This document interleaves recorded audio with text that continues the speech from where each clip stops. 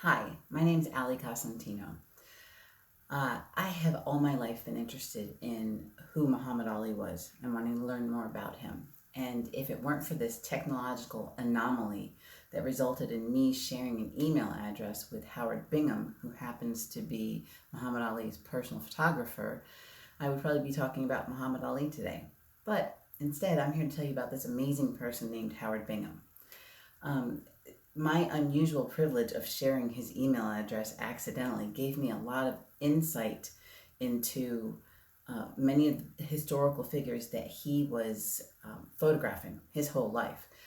People like Malcolm X, Nelson Mandela, President Gerald Ford, the Black Panthers Party in the early 60s, and even some more modern icons like Bill Cosby and Will Smith. So, who exactly was Howard Bingham? Uh, he was born in Jackson, Mississippi in 1939, one of eight children, son of Reverend Willie Bingham Jr. When he was four, his family moved to Los Angeles, where he grew up in a pretty strict household. He never learned how to dance because his parents did not uh, believe in that. Um, as a young boy, he thought he'd want to go into a career of music, and after trying piano and violin, he lost interest in that. He had a pretty bad stammer, which made him difficult to understand. And through playing with the neighbors and being interested in their cameras that they had, he thought maybe it would be easier to communicate through photography and also to get the girls, apparently. So he became really interested in photography.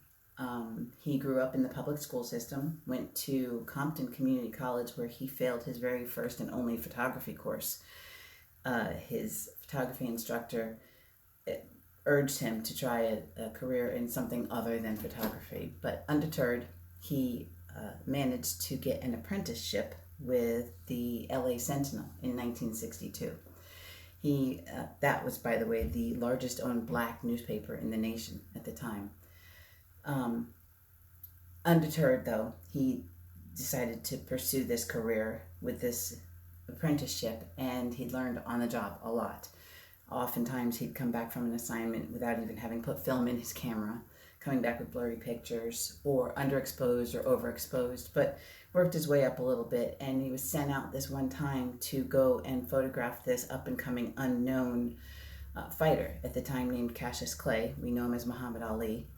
Um, he was a fighter from Louisville, Kentucky, and he was in town to promote his fight against Sonny Liston, which this assignment would turn out to be the launchpad to Howard's career.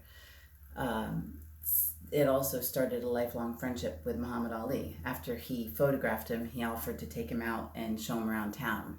Um, 18 months later, Howard was fired from that newspaper that he worked for. He was making $75 a week and was trying to supplement his income doing a lot of freelance work. So they didn't like that and they fired him. In a 2016 article in the LA Times written by Esmeralda Bermudez, she said, interviewing Howard, that he later reflected on his termination as getting his big break. He said that it freed up enough of his time to be able to travel the world with Muhammad Ali. While photographing the fighter's rise in the 1960s, he was also able to cover uh, all the social unrest and political unrest in the United States at the time. So it put him on the map historically.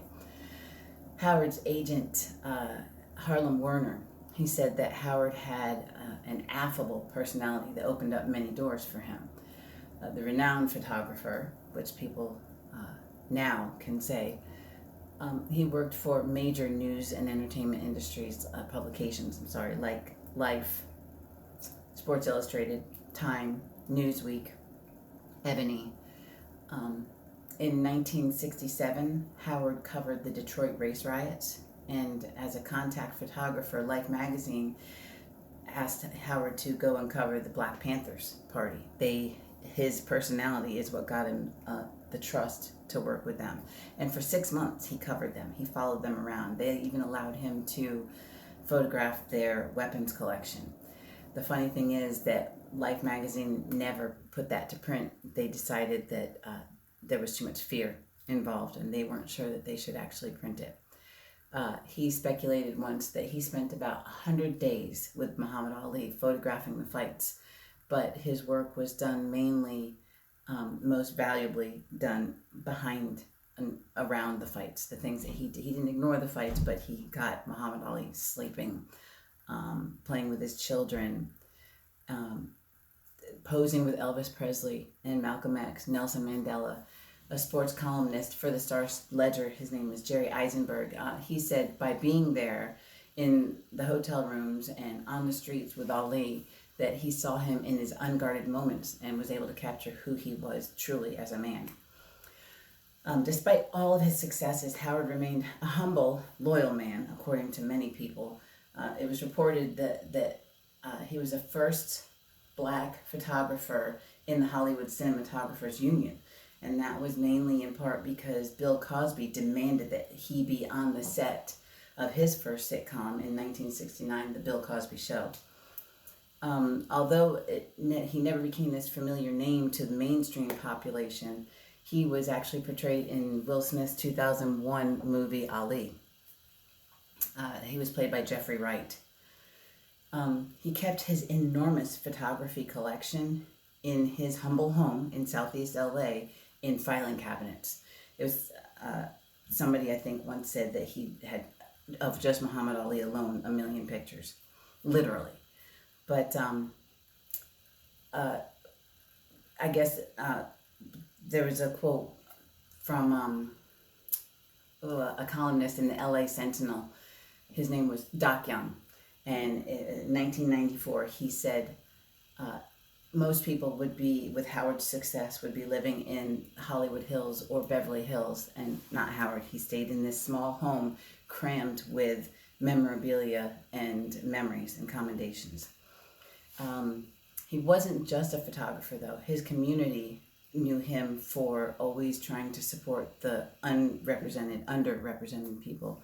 In 1978, Howard decided to run for Congress.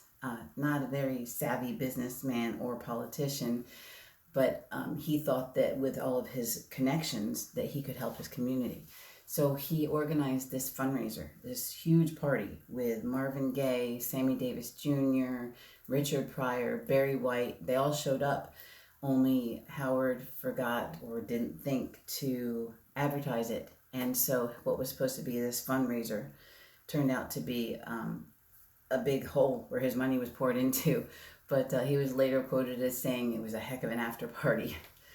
Naji Ali said at Howard's memorial service, he wasn't just one of Ali's closest friends, but he was a warrior for social justice.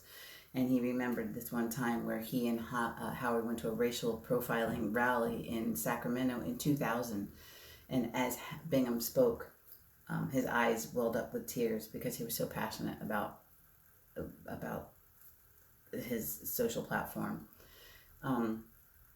Howard was always concerned that people would think he was always trying to cash in on or exploit Muhammad Ali, and it was one of his biggest reasons that he didn't publish all of these pictures, and still hasn't. Many of them are unpublished today, but in 1993 he put a book out called Muhammad Ali, A 30-Year Journey, and there's a lot of the photographs that had previously been not published in that book, but he wrote in there,